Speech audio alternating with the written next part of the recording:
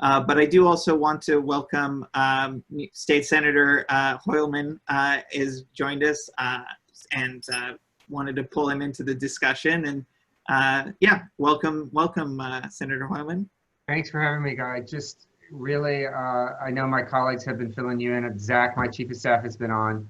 I appreciate this conversation so much. It comes at such an important time. I'm up in Albany, as you can see. These are not flags in my bedroom. They're in my office. And I'm about to go to a rules committee meeting, so I don't know how long I can stay on. But just to say that we've taken some steps this week in Albany. They're small steps. I think my colleagues would acknowledge. They're steps in the right direction. They're steps dependent on financial support from Washington. And that, I think, wherein the fight lies is getting that federal support first.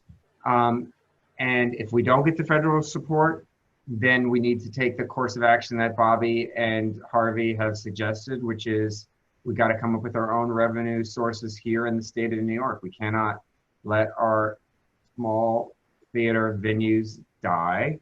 There are a whole range of things that we have to do with the cancel writ movement to protect residents, small businesses, commercial, small landlords. It is a massive problem, but it's going to require resources. So I know that the colleagues who are on this Zoom all agree that we're willing to tap into the largesse that exists throughout the state of New York.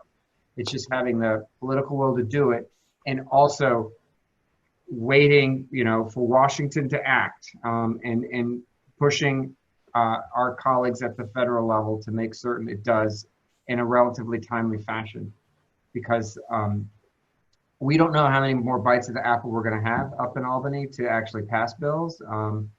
But I've been assured by the Senate we're going to be continued to meet. So I think that's a very positive step forward. In the meantime, let me just make this offer, since I have so many independent theater venues in my district, as I represent the theater district and a large part of Manhattan. Please reach out to my office if you have issues with your landlord that you think are worthy or necessary or may require some sort of push from your local elected representatives. That's something that we have gotten pretty good at doing over the last few months, is reaching out to landlords, urging them to be to come to the table, to negotiate with their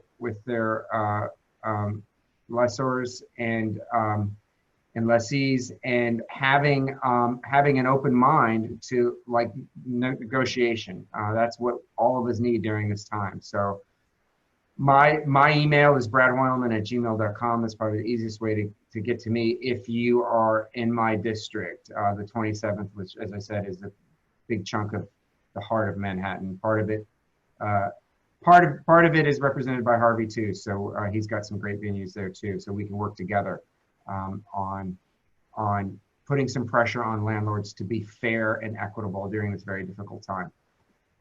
Next. Okay, as I said in an earlier call we had, I guess last week, the collective voice of your industry is very important, and I think reaching out to your elected officials under the rubric of the League of Independent Theaters is a really powerful statement, and so that's number one. Number two is to raise public awareness generally about the plight of small independent theaters, and I think that obviously involves having press conferences or getting stories, sympathetic stories about the plight of some of your members in local press, television. There's a lot of, in other words, you have a lot of material, let's put it that way, to work with.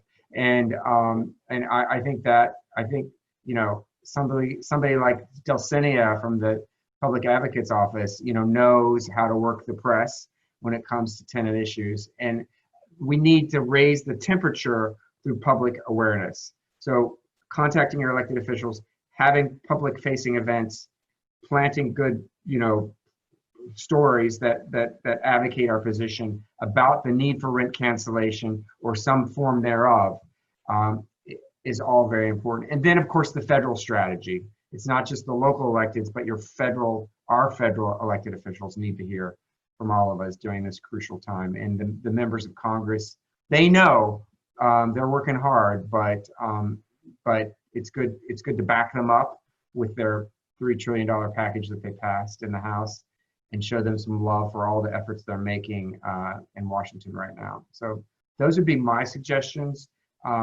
It really comes down to capturing the moment on behalf of your members, given the severe financial strain they're all under.